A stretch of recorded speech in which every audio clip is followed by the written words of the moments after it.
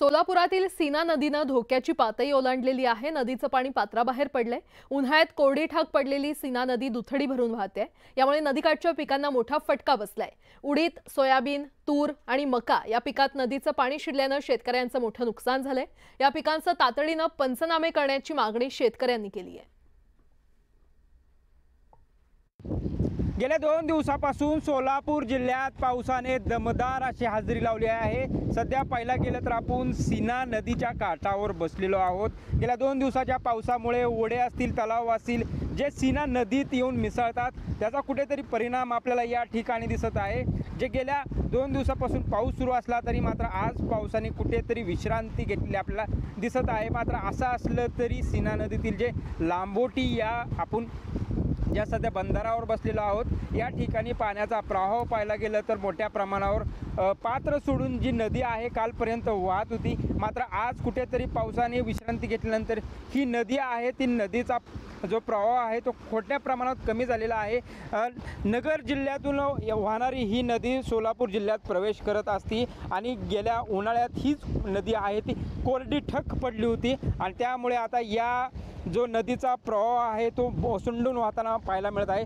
असं असलं तरी गेल्या 2 दिवसापासून 41 मिलीमीटर पावसाची नोंद झालेली आहे आणि याच पावसाच्या जोरावर सीना नदी आहे ती पात्र सोडून वाहिल्यामुळे जे शेती पिकाचे नुकसान आहे ते मोठ्या प्रमाणावर झालेले आहेत। सोयाबीन असेल, मूग असेल, उडीद असेल, तूर असेल, अशा अनेक खरीप हंगामाच्या जी जूनमध्ये लागवड केलेली जी पिकं आहेत त्या अक्षरशः पाण्याखाली गेलेली आहेत। त्यामुळे शेतकऱ्यांचं मोठं नुकसान सीना नदीकाठच्या झालेलं आपल्याला या ठिकाणी दिसत आहे। Cameraman Anil Kamble, Pritam Pandit, news 18 Lokmat, Mohol, Solapur.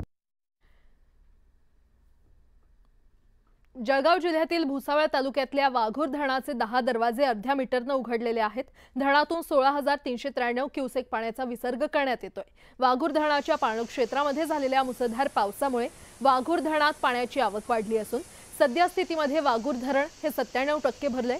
वाशिम जिल्ह्यातील पैनगंगा नदीला मोठा पूर येण्याची शक्यता आहे आणि या नदीवरील पेनटाकळी धरण 82%हून अधिक भरलेले आहे। त्यामुळे नदीला पूर येण्याची शक्यता आहे, तर नदीकाठच्या गावांना सतर्कतेचा इशारा देण्यात आलेला आहे।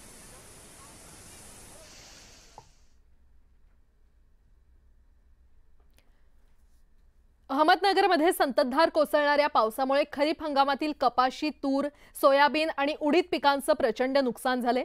काही ठिकाणी पिकं पाण्याखाली गेलेली आहेत। शासनाने पिकाच्या नुकसानीचे तातडीने पंचनामे करून नुकसान भरपाई द्यावी अशी मागणी शेतकरी करतायत। दरम्यान जालना जिल्ह्यामध्ये अतिवृष्टीमुळे 2.25 लाख हेक्टरवरील पिकांचं नुकसान झालंय आणि या जिल्ह्यातील 1,54,087 शेतकरी अतिवृष्टीने बाधित झालेत। लवकरच पंचनामे करून नुकसान भरपाई वेळेत देण्याची मागणी या शेतकऱ्यांकडून करण्यात येते।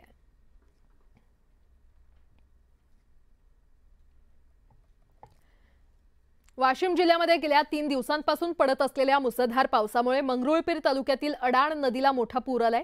अडाण नदीला आलेल्या पुरामुळे गणेशपूर, धोत्रा, मंगरुळपीर, कारंजा हा मार्ग बंद झालाय। अडाण नदीकाठची शेती पूर्णतः पाण्याखाली गेलेली आहे। सोयाबीन, तूर आणि कपाशीसह काही शेतकऱ्यांच्या फळबागा पाण्यात गेल्याने शेतकरी आर्थिक संकटात सापडलाय।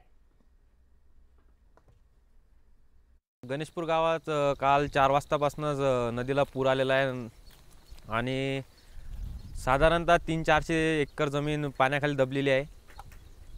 काल संध्याकाळी 4 वाजता थोडा कमी पूर होता, पण रात्री पाणी आल्यामुळे पूर वाढला आणि खूप साऱ्या शेतकऱ्यांचे नुकसान झाले।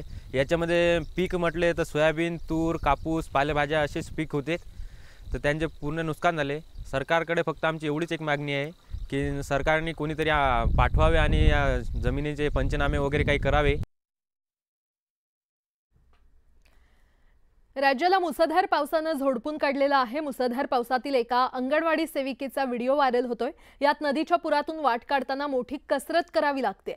नदीवर असलेल्या झाडाचा आधार घेत त्या महिलेने प्रवास केलेला आहे आणि हा व्हिडिओ सध्या चांगलाच व्हायरल झालाय।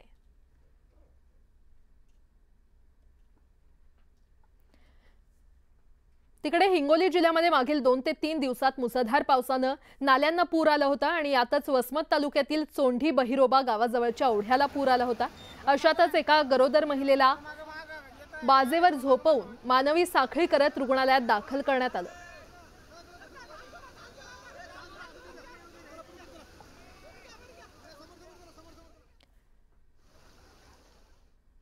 अमरावती जिल्ह्यामध्ये मुसळधार पावसानं शेतीचं मोठं नुकसान झालेलं आहे। दुसरीकडे पांदण रस्ता खराब झाल्यामुळे शेतकऱ्यांना मोठ्या त्रासाला सामोरं जावं लागतंय।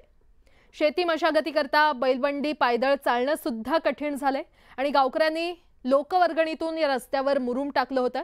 मात्र ठेकेदाराच्या जेसीबीनं मोठे खड्डे केल्यानं पांदण रस्त्याची दुरवस्था झाली आहे। पांदण रस्त्याची वाट लागल्यानं शेती मशागत करायची तरी कशी असा प्रश्न शेतकऱ्यांनी उपस्थित केलाय। गावापासून तर आमच्या पूर्ण शेतापर्यंत जो रस्ता आहे पांदण रस्ता, या पाईपलाईनच्या कामामुळे त्याची दुर्व्यवस्था करून टाकली आहे कॉन्ट्रॅक्टरने। तर आमची एकच मागणी आहे की तो आम्हाला पूर्ववत करून द्यावा, कारण आम्ही शेतात जाऊ शकलो पाहिजे। आता सोयाबीनचं आहे तर आम्ही मशागत कशा करायच्या, शेतीची कामं कशी करायची, आणि पूर्ण हे जे आम्ही केलेलं होतं गाव वर्गणीतून जो आम्ही 50-60 हजार रुपयाचा खर्च केला तो आमचा मातीत गेलेला आहे।